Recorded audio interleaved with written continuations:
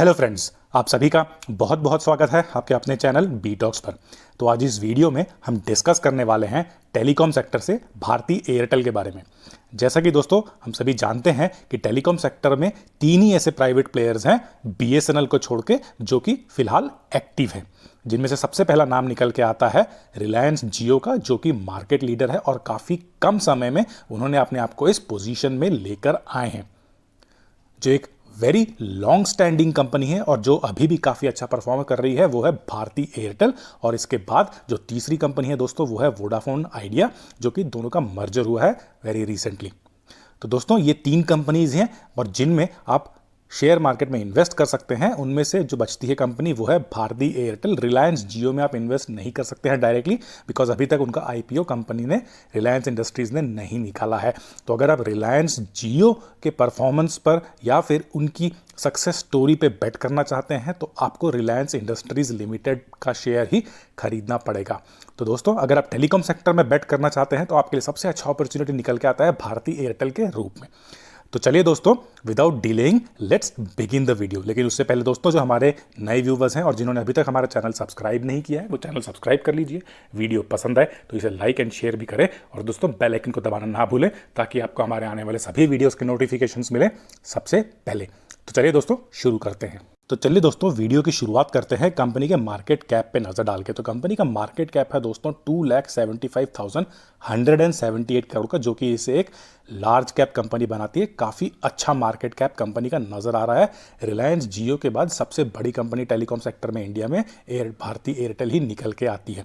जहां तक इनके करंट प्राइस की बात करें दोस्तों तो ये है 504 का, और 52 वीक हाई एंड लो में अगर नजर डाले दोस्तों तो 362 का इन्होंने लो लगाया था, जहां से कंपनी ने अच्छी खासी रैली दिखाते हुए 612 का हाई भी लगाया था। लेकिन अगर आप करंट वैल्यूएशंस की बात करें दोस्तों तो कंपनी 504 में ट्रेड कर रही है। तो काफ़ी अच्छा यहां पर एक अपसाइड आपको बनता हुआ नजर आ सकता है आने वाले टाइम पर। जहां तक बात करें इनके बुक वैल्यू की, ये निकल के आ रहा है 109 का। डिविडेंड यील्ड दोस्तों फिलहाल इनका 0.40 का दिख रहा है, लेकिन हिस्टोरिकली भारती एयरटेल काफ़ी अच्छा डिविडेंड यील्ड देती आ रही है। अगर हम करंट ईयर की बात छोड़ दें तो कंपनी ने हिस्टोरिकली काफ़ी अच्छा डिविडेंड यील्ड अपने इन्वेस्टर्स को दिया है। जहां तक बात करें इनके आरओसीई की दोस्तों तो ये है 5.45 का। बहुत अच्छा नहीं माना जाएगा, एवरेज ही आप इसे मान सकते हैं। Same goes for return on equity 9.83 का ठीक ठाक माना जाएगा। अगर आप फेस वैल्यू की बात करें दोस्तों तो इनका फेस वैल्यू है 5 का, जो कि आगे आने वाले टाइम पर आपको स्टॉक स्प्लिट या बोनस के तौर पे आपको फायदा दिला सकता है। तो चलिए दोस्तों, ये तो बात होगी इनके मार्केट कैप की। चलिए अभी बात कर लेते हैं इनके लास्ट ट्रेडिंग सेशन के डिलीवरी पोजीशंस के बारे में। अगर हम टोटल क्वांटिटी ट्रेडेड की बात करें तो यहां पर दोस्तों तकरीबन 1,38,00,000 के करीब यहां पर टोटल क्वांटिटी ट्रेड की गई थी, जिनमें से अगर आप डिलीवरी पोजीशंस की बात करें तो तकरीबन इन्वेस्टर्स ने यहां पर 47,35,575 के शेयर्स की डिलीवरी पोजीशंस उठाई थी। तो काफ़ी बड़ा नंबर इसे माना जाएगा। अगर हम परसेंटेज की बात करें तो तकरीबन 34% की डिलीवरी पोजीशंस यहां पर उठाई गई थी, जिससे आपको क्लियरली नजर आ रहा है कि इन्वेस्टर्स का भरोसा कंपनी पे बना हुआ है। तो चलिए इसी के साथ इनके क्वार्टरली रिजल्ट्स पर भी एक बार नजर डाल लेते हैं, जो कि काफी इंपॉर्टेंट बात है। जहां पर हम बात करें इनके सेल्स फिगर की दोस्तों तो जून क्वार्टर में निकल के आ रहा था 23,939 करोड़ के, जो कि सितंबर क्वार्टर में बढ़ के हो गए हैं 25,785 करोड़ के। तो इसमें काफी अच्छा इजाफा आपको इनके सेल्स फिगर में नजर आ रहा है। जहां तक बात करें एक्सपेंसेस की दोस्तों तो ये थे 13,531 करोड़ के इन जून क्वार्टर में, जो कि सितंबर क्वार्टर में बढ़ के हो गए हैं 14,185 करोड़ के। ऑपरेटिंग प्रॉफिट में देखते हैं दोस्तों, ऑपरेटिंग प्रॉफिट में 10,408 का था इनका जून क्वार्टर में, जो कि सितंबर क्वार्टर में बढ़ के हो गया 11,600 करोड़ का। अगर हम ऑपरेटिंग प्रॉफिट मार्जिन परसेंटेज की बात करें दोस्तों तो यहां पर आपको 2% की बढ़ोतरी देखने को मिल रही है। तो दोस्तों कंपनी ने एक्सपेंसेस में भी बढ़ोतरी दिखाई है, सेल्स में भी बढ़ोतरी दिखाई है, लेकिन कंपैरेटिवली अगर आप बात करें ऑपरेटिंग प्रॉफिट मार्जिन की तरफ नजर डालते हुए तो यहां पर इनको 2% का मुनाफा कंपनी दिखा रही है अपने सेल्स और एक्सपेंसेस फिगर को अगर आप मैनेज करके देखें। जहां तक बात करें इनके प्रॉफिट बिफोर टैक्स की दोस्तों तो यहां पर आपको नेगेटिव में दिख रहा है 11,374 करोड़ का जून क्वार्टर में, जो कि सितंबर क्वार्टर में बढ़ के हो गया 518 करोड़ का। काफी अच्छे फिगर्स यहां पर इनके प्रॉफिट बिफोर टैक्स में नजर आ रहे हैं। कंपनी ने काफी बढ़िया इंप्रूवमेंट एक क्वार्टर के अंदर नजर आ रहे हैं। जहां तक बात करें नेट प्रॉफिट की, नेट प्रॉफिट में दोस्तों नेगेटिविटी नजर आ रही है। जून क्वार्टर में इनको एक लॉस दिख रहा है -15,933 का, जिसमें इन्होंने ज़रूर एक गिरावट दिखाई है सितंबर क्वार्टर में, लेकिन फिर भी कंपनी एक नेगेटिव लॉस ही दिखा रही है 763 करोड़ का। अगर आप अर्निंग पर शेयर की बात करें दोस्तों तो 29 का नेगेटिव दिख रहा है जून क्वार्टर में, जिसको इन्होंने ज़रूर कमाया है सितंबर क्वार्टर में, लेकिन अभी भी ये -1.40 की नेगेटिविटी भी आपको यहाँ पर नज़र आ रही है। बात कर लेते हैं इनके एनुअल रिजल्ट्स की। अगर एनुअल रिजल्ट्स की बात करें दोस्तों तो 2019 में इनके फिगर नज़र आ रहे हैं 80,780 करोड़ के, जो कि 2020 में बढ़ के हो गए हैं 87,539 का। एक्सपेंसेस की अगर बात करें दोस्तों तो 56,007 करोड़ से ये बढ़ के हो गए हैं, घट के हो गए हैं 51,402 करोड़ के। तो अच्छी बात है दोस्तों, एक्सपेंसेस में आपको एक गिरावट देखने को मिल रही है, लेकिन साथ ही साथ सेल्स में बढ़ोतरी देखने को मिल रही है। अगर आप ऑपरेटिंग प्रॉफिट की बात करें दोस्तों तो 24,773 का दिख रहा है 2019 के फिगर, जिसमें एक अच्छा खासा उछाल आपको 2020 में आते हुए दिख रहा है 36,137 का। तो तकरीबन 31% से बढ़ के ये हो गया है 41% का। तो 10% का आपको ऑपरेटिंग प्रॉफिट मार्जिन परसेंटेज में आपको 10% की बढ़ोतरी ईयरली फिगर्स में नजर आ रही है। अगर हम बात करें दोस्तों प्रॉफिट बिफोर टैक्स की, तो यहाँ पर नेगेटिविटी अभी भी जारी है। एनुअल रिजल्ट्स की अगर हम बात करें, -1,732 करोड़ का 2019 में लॉस कंपनी ने दिखाया प्रॉफिट बिफोर टैक्स का, जो कि 2020 में बढ़ गया है -42,846 करोड़ के साथ। नेट प्रॉफिट की बात करें दोस्तों तो कोई नेट प्रॉफिट कंपनी 2020 में नहीं दिखाई पाई है, जो कि 2019 में 410 का प्रॉफिट था दोस्तों, वो यहाँ पर लॉस में बदल चुका है 2020 में -32,183 करोड़ के साथ। अगर आप ईपीएस की बात करें दोस्तों तो ईपीएस में भी पिक्चर काफ़ी ज़्यादा क्लियर हो रहा है। 0.80 का था 2019 में, जो कि 2020 में आते हुए नेगेटिव हो गया है -59 के करीब। डिविडेंड पे आउट की दोस्तों जो हम वीडियो की शुरुआती भाग में डिस्कस कर रहे थे, कंपनी ने काफ़ी अच्छा डिविडेंड ईयर ऑन दिखाया है, लेकिन 2020 में कंपनी ने नेगेटिव रिटर्न दिखाए हैं, काफ़ी ज़्यादा डिविडेंड डील कंपनी ने नहीं दिखाए हैं। तो दोस्तों annual figures, quarterly figures company के उतने ज़्यादा एनकरेजिंग नज़र नहीं आ रहे हैं। तो दोस्तों अगर कंपनी के शेयर होल्डिंग पैटर्न पे नज़र डालें तो प्रोमोटर्स ने यहाँ पर काफ़ी ज़बरदस्त मेजॉरिटी शेयर होल्डिंग बना के रखी हुई है। अगर हम बात करें पिछले साल सितंबर क्वार्टर की तो ये थी 62.69 की, जो कि इस साल सितंबर क्वार्टर में घट के हो गई है 56.22% की।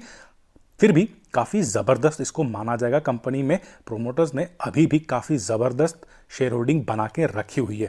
अगर हम बात करें म्यूचुअल फंड्स की दोस्तों तो म्यूचुअल फंड्स ने अपनी शेयर होल्डिंग कंपनी में बढ़ाई है। पिछले साल सितंबर क्वार्टर में था 8.83 का, जिसमें काफ़ी अच्छा आपको ग्रोथ देखने को मिल रहा है। इस साल सितंबर क्वार्टर में 14.36 का। तो कंपनी में म्यूचुअल फंड्स ने अपनी साझेदारी ज़रूर बढ़ाई है।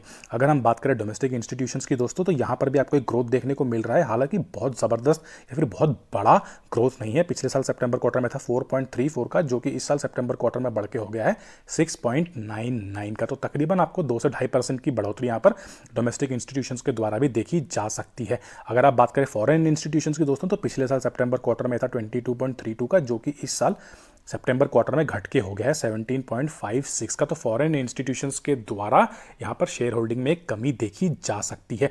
बात कर लेते हैं रिटेल इन्वेस्टर्स की। अगर हम रिटेल इन्वेस्टर्स की बात करें दोस्तों तो पिछले साल सितंबर क्वार्टर में था 1.79 का, जो कि इस साल सितंबर क्वार्टर में बढ़ के हो गया है 4.84 का। तो तकरीबन 3% की बढ़ोतरी आपको रिटेलर्स द्वारा कंपनी में देखी जा सकती है। तो दोस्तों प्रोमोटर्स ने मेजॉरिटी शेयर होल्डिंग बना रखी है, डोमेस्टिक और रिटेलर्स ने यहाँ पे अपनी म्यूचुअल फंड और म्यूचुअल फंड्स ने अपनी साझेदारी ज़रूर बढ़ाई है शेयर होल्डिंग में, लेकिन फॉरेन इन्वेस्टर्स ने इसमें एक कमी दिखाई है। तो ओवरऑल अगर आप देखें तो कंपनी में अच्छा खासा बढ़ोतरी, अच्छा खासा कॉन्फिडेंस शेयर होल्डर्स के द्वारा दिखाया जा रहा है। चलिए फ्रेंड्स, अभी देख लेते हैं कि कंपनी ने आखिर सेंसेक्स के साथ परफॉर्मेंस कैसा दिया है। लेकिन दोस्तों अगर आपने यहां तक हमारा वीडियो देख लिया है तो प्लीज एक लाइक कर दीजिए और चैनल को सब्सक्राइब कर लीजिए। आपका एक लाइक, आपका एक सब्सक्रिप्शन हमारा कॉन्फिडेंस बढ़ाता है ऐसे ही अच्छे वीडियोस आगे लाने के लिए।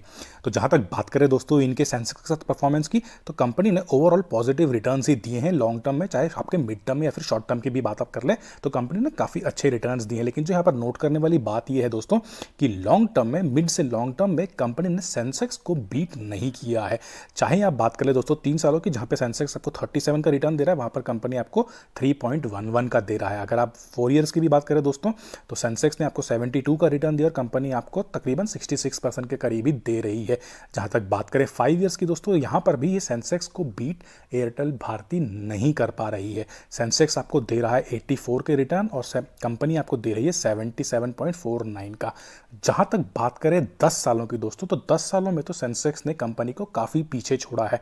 सेंसेक्स आपको दे रहा है 136.30 का रिटर्न, लेकिन भारती एयरटेल आपको दे रही है 65.93 का। तो दोस्तों लॉन्ग टर्म में, मिड टर्म से लॉन्ग टर्म में कंपनी सेंसेक्स को बीट नहीं कर पा रही है। हालांकि पॉजिटिव रिटर्न्स आपको ज़रूर मिल रहे हैं और पॉजिटिव रिटर्न्स में भी काफ़ी अच्छे खासे रिटर्न्स दे रही हैं, लेकिन सेंसेक्स में अगर आप इन्वेस्ट करें, आप किसी निफ्टी 50 के म्यूचुअल फंड्स में आप इन्वेस्ट करते हैं, तो वहाँ पर आपको ज़्यादा अच्छा रिटर्न मिल जाएगा। इंडेक्स फंड में आपको इससे बढ़िया रिटर्न मिल जाएगा। लेकिन दोस्तों कंपनी ने पॉजिटिव रिटर्न्स दिए हैं, लेकिन शॉर्ट टर्म में कंपनी ने काफ़ी अच्छा परफॉर्मेंस दिया है। जहां तक आप बात करें 2 सालों की दोस्तों, तो सेंसेक्स आपको दे रहा है 31 का रिटर्न, लेकिन कंपनी आपको बना के दे रही है 2 सालों में तकरीबन 90% के रिटर्न्स। तो शॉर्ट टर्म में कंपनी ने आपको अच्छे रिटर्न्स ज़रूर बना के दिए हैं। चलिए दोस्तों, इसी के साथ हम इनके कुछ ग्रोथ फैक्टर्स पर भी नज़र डाल लेते हैं। अगर हम इनके CAGR वैल्यूज़ पे नज़र डालें दोस्तों, तो यहाँ पर 10 सालों में कंपनी ने आपको दिए हैं 5% के और 5 ईयर्स में दिए हैं 12% के। तो ये बहुत ज़्यादा एनकरेजिंग फिगर्स नहीं है, जहाँ पर आप एक सिंगल स्टैंड अलोन एक शेयर पे, एक इंडिविजुअल शेयर में इन्वेस्ट कर रहे हैं और वहाँ पर रिस्क भी आपका ज़्यादा रहता है। तो उस हिसाब से अगर आप देखें तो यहाँ पर आपको 10 साल और 5 साल में आपको बहुत ज़्यादा अच्छे returns, encouraging returns, exciting returns नहीं देखने को मिल रहे हैं। रिटर्न ऑन इक्विटी भी दोस्तों वही बात नज़र आ रही है, बहुत ज़्यादा एनकरेजिंग फिगर्स नहीं है। प्रॉफिट ग्रोथ भी दोस्तों इतना ज़्यादा एनकरेजिंग नहीं है। हालांकि कंपनी ने सेल्स ग्रोथ में थोड़ा बहुत दिखाया है, लेकिन आपको ज़्यादातर 3 ईयर्स और 2 ईयर्स में नेगेटिविटी दिख रही है। बहुत ज़्यादा सेल्स ग्रोथ भी नहीं हुआ है। लेकिन कंपनी ने कुछ एक्विजिशंस, काफ़ी अच्छे एक्विजिशंस किए हैं हाल ही के टाइम में। OneWeb, जिसमें ब्रिटिश कंपनी है, जिसको कंपनी ने एक्वायर किया है, जहाँ पे ये सैटेलाइट्स का यूज़ करके आपको अच्छी इंटरनेट फैसिलिटी और इंटरनेट स्पीड प्रोवाइड कर सकते हैं। तो काफ़ी आने वाला टाइम काफ़ी एनकरेजिंग कंपनी के नज़र आ रहा है। चलिए दोस्तों, इसी के साथ हम कंपनी के 5 साल और 10 साल के रिटर्न पर भी नज़र एक बार डाल लेते हैं। अगर हम इनके 5 साल के रिटर्न्स पे नज़र डालें दोस्तों, तो कंपनी का CAGR 5 साल में निकल के आ रहा है 12 का। और अगर आप 1 लाख रुपीज़ लगा के कंपनी में 5 साल के लिए बने रहते हैं दोस्तों, तो कंपनी आपको बना के दे रही है 1,76,234 का, जो कि एक ओवरऑल परसेंटेज आपका बनता है 76.23 का। और आपके इनिशियल इन्वेस्टमेंट 1 लाख में आपको एक इंक्रीज इन अमाउंट दे रहा है 76,234 का। तो दोस्तों ये देखने से ही हमको समझ में आता है कि कंपनी में अगर आप लॉन्ग टर्म के लिए बने रहते हैं, तो आपको बहुत ज़्यादा रिटर्न्स या फिर बहुत ज़्यादा एक्साइटिंग रिटर्न्स देखने को नहीं मिल रहे हैं। मोटा मोटी आपको एक म्यूचुअल फंड का रिटर्न या फिर एक एवरेज म्यूचुअल फंड का रिटर्न की आप बात कर सकते हैं। हालांकि म्यूचुअल फंड्स हो गए बहुत ही लॉन्ग टर्म के लिए, जहां पर आप 7 साल 10 साल की बात करते हैं, लेकिन 5 साल के पीरियड में आप एक एवरेज म्यूचुअल फंड का रिटर्न कंपनी में देखने को मिल सकता है।